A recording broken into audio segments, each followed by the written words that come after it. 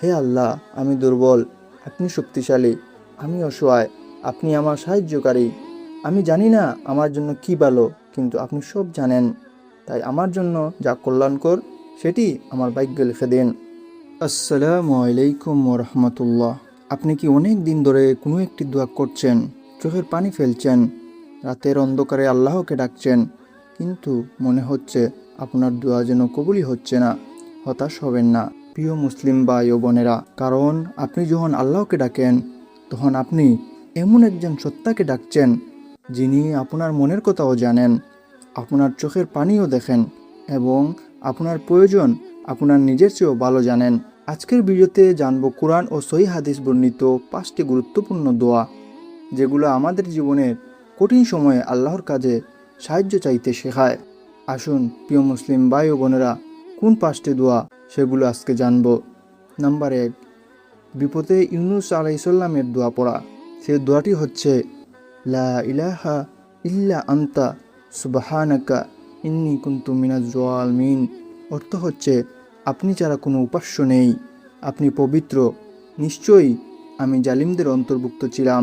ইউনুস আলাইসাল্লাম যখন মাছের পেটে ছিলেন তখন তিনি এই দোয়া করেছিলেন। রাসূল সাল্লাল্লাহু আলাইহি ওয়াসাল্লাম বলেছেন, কোনো মুসলিম ব্যক্তি কোনো বিষয়ে এই দোয়া করলে আল্লাহ তার ডাকে সাড়া দেন। জামে তিরমিজি। তাই বিপদে পড়লে বলুন, হে আল্লাহ, আপনি ছাড়া আমার আর কোনো আশ্রয় নেই। নাম্বার 2, দুনিয়া ও আখিরাতের কল্যাণ। প্রিয় মুসলিম ভাই ও বোনেরা, আমরা দুয়ার মাঝে দুনিয়া ও আখিরাতের কল্যাণ চাইব। সেটি হচ্ছে রাব্বানা আতিনা ফিদ দুনিয়া হাসানাতাও ও ফিল আখিরাতি হাসানাতাও ও কিনা আযাবান নার। এর বাংলা অর্থ হচ্ছে, হে আমার রব, আমাদের দুনিয়াতে কল্যাণ দিন, আখিরাতেও কল্যাণ দিন এবং আমাদের আগুনের শাস্তি থেকে রক্ষা করুন। এটি কোরআনের অত্যন্ত সুন্দর একটি দোয়া, সূরা আল বাকারা। এই একটি দোয়ায় আপনি দুনিয়া ও আখিরাত দুই জীবনের কল্যাণ চাইছেন। নাম্বার 3, দোয়ার মাধ্যমে ক্ষমা চাওয়া। প্রিয় মুসলিম ভাই ও বোনেরা, দোয়ার মাধ্যমে আমরা বলতে পারি রাব্বিগ ফিরলি, অর্থাৎ হে আমার রব, আমাকে ক্ষমা করুন।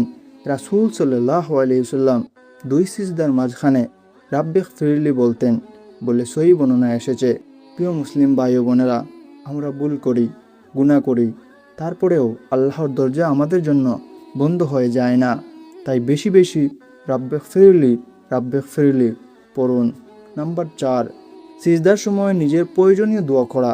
আপনি কি জানেন রাসূল সাল্লাল্লাহু আলাইহি ওয়াসাল্লাম বলেছেন, বান্দা তার রবের সবচেয়ে নিকটবর্তী হয় সেজদার অবস্থায়।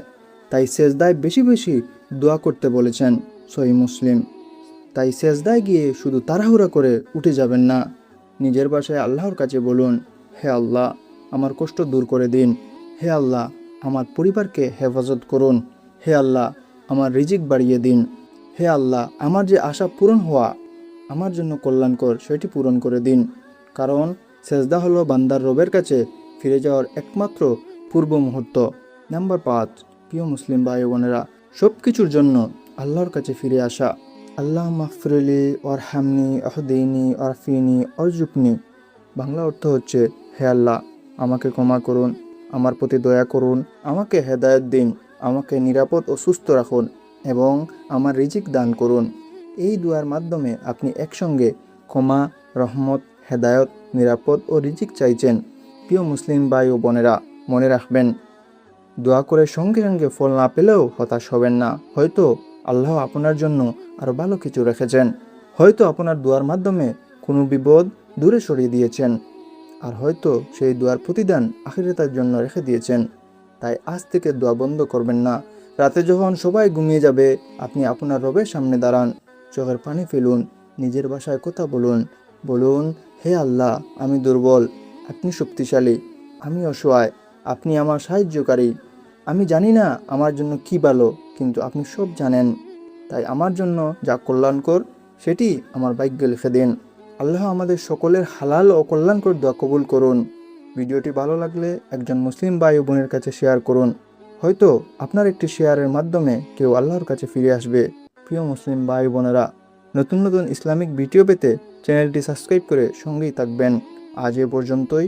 আসসালামু আলাইকুম ওয়া রাহমাতুল্লাহ।